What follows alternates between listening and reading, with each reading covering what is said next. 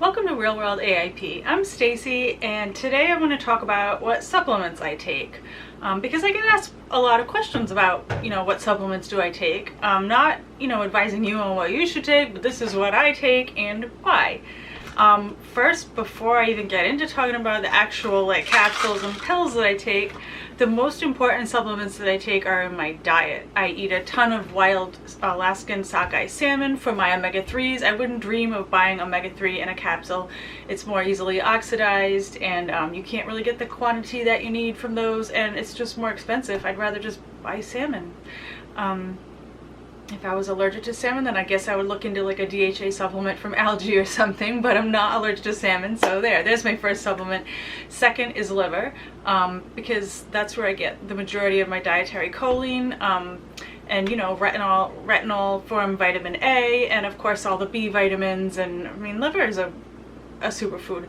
The one thing I don't love about liver is that it's super high in copper, and you want to have about 10 to 20 times more zinc in your diet than copper, so liver can kind of skew that ratio.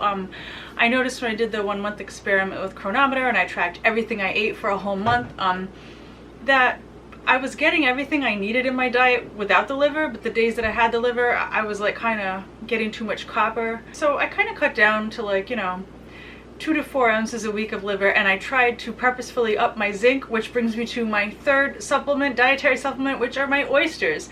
My oysters are giving me all the zinc that I need to counteract the high copper in the liver, and just zinc is super important for your health. And it's a great source of that. It's also adding omega-3 fatty acids, and I eat a lot of just shellfish in general. Clams, they're a great source of selenium. They give you a little bit of iron. B12, clams are a B12 powerhouse. So, I mean, basically I make sure to eat a ton of wild salmon, a ton of shellfish, and then I do get little bits of liver a couple times a week, and those are my most important supplements. Now, I'm unfortunately unable to tolerate bone broth, so I don't even go there. My body's like, no, I've tried it, no. Same with gelatin. I'm not sure why. I can tolerate it in tiny bits in baking, but it's just not, doesn't work out very well for me. Another really popular thing that people on AIP eat as a supplement, anything fermented, kimchi and sauerkraut and kombucha and all those wonderful things that give you probiotics. They really mess up my histamine intolerance. They mess up my stomach. So this brings me to why I take probiotics. Ideally, I would get all these, good bacteria from fermented food, but because I don't tolerate them, I take a probiotic. And there's actually two that I take, although the first one, Prescript Assist, soil-based, 28 multiple strains of soil-based organisms. Apparently they changed companies, and now they actually put pea protein, which is not AIP compliant, in the new batch. So this is an old batch. After I run out, I'm not gonna buy it anymore, which is sad because I don't know, I felt like it helped me not be bloated and stuff, but oh well. I'm going to continue to take this. Now this I researched. I did a lot of research into what probiotic to take because I have a histamine intolerance. It's not so severe that I can't eat avocados or a little bit of coconut aminos here and there, but I can't be eating kimchi, kombucha, or just certain strains of probiotics will really mess up my histamine intolerance, which I'm going to do a video on in the future. I promise, a video on. Anyway, so this Clear Labs Probiotic Factor 4, it's bifidobacterium.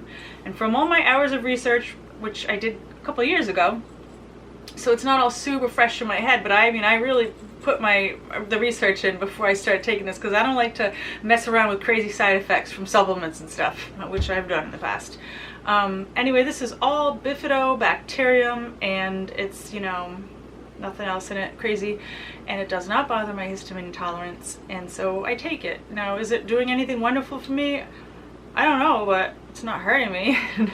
I feel like I should get probiotics in my diet, so that's why I take them. Next, I take Thorne Vitamin D K2. I don't think I'm getting any K2 in my diet because I can't eat grass-fed butter or grass-fed dairy products. Ghee, clarified butter was not a good re-intro.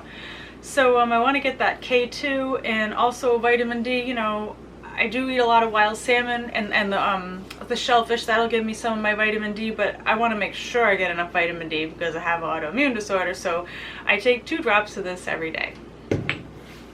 The Digest Gold, I actually don't take this very often because when I was tested way back in the day, 10 years ago, I had normal levels of digestive enzymes.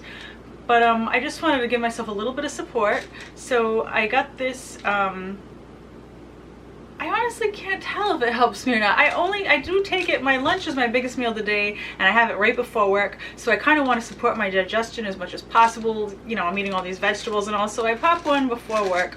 Or if I'm like going out and I don't know, I don't take them all the time. But they're good, they don't bother me. So the zinc, this Thorne double strength zinc bacolinate, I only take this in times of extreme budgeting. When I can't afford to buy oysters. I love oysters, but when I can't afford those oysters, when I'm like, I gotta buckle down and really save money and like, you know, no messing around, I'll go down to like my wild salmon like 3 to 4 days a week, and I'll stop the oysters, and I'll do all these little things that make me sad. Right now I'm doing okay, so I'm eating the oysters, but if I can't have them, I'll pop one of these like every other day to make sure I'm getting my zinc. I don't need these right now. And then calcium and magnesium. There's some controversy over whether people should even supplement with calcium. I don't drink bone broth, which is a source of paleo calcium. I don't eat a lot of canned salmon and sardines with the bones in them. I mean, I eat plenty of leafy greens, but not enough to give me the calcium, even the RDA, according to my Cronometer experiment. So basically I take like 30% of the RDA in this, just to make sure, also because of my research into like cramps and all. It's supposed to help lessen cramps, at least that's what I read, so I kind of took that into consideration. And so I basically just take like 2 of these a day, and that's 50% of my daily value, sorry, 50%. Hasn't hurt me.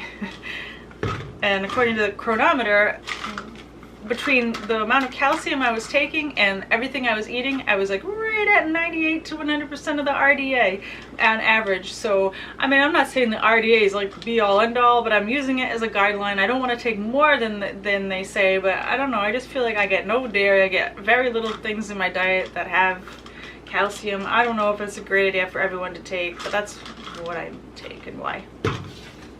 And I like to have that in a 1-to-1 ratio with my dietary magnesium. So, you know, I take, now these, one capsule has 34%.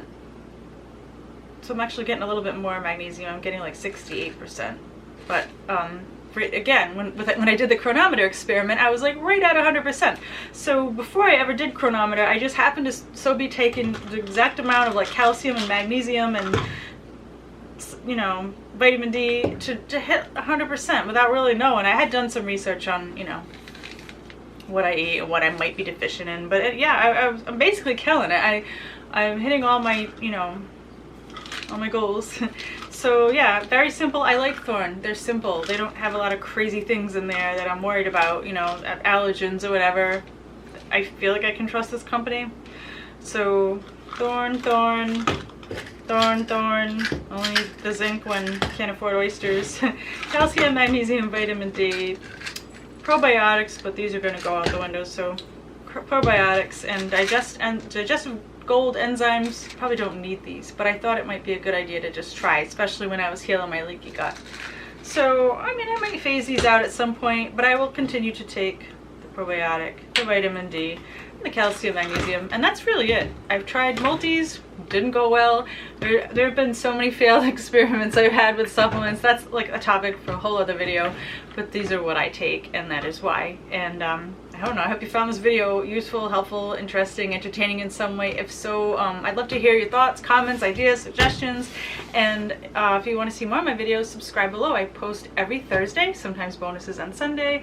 I hope to see you soon, and until then, be healthy.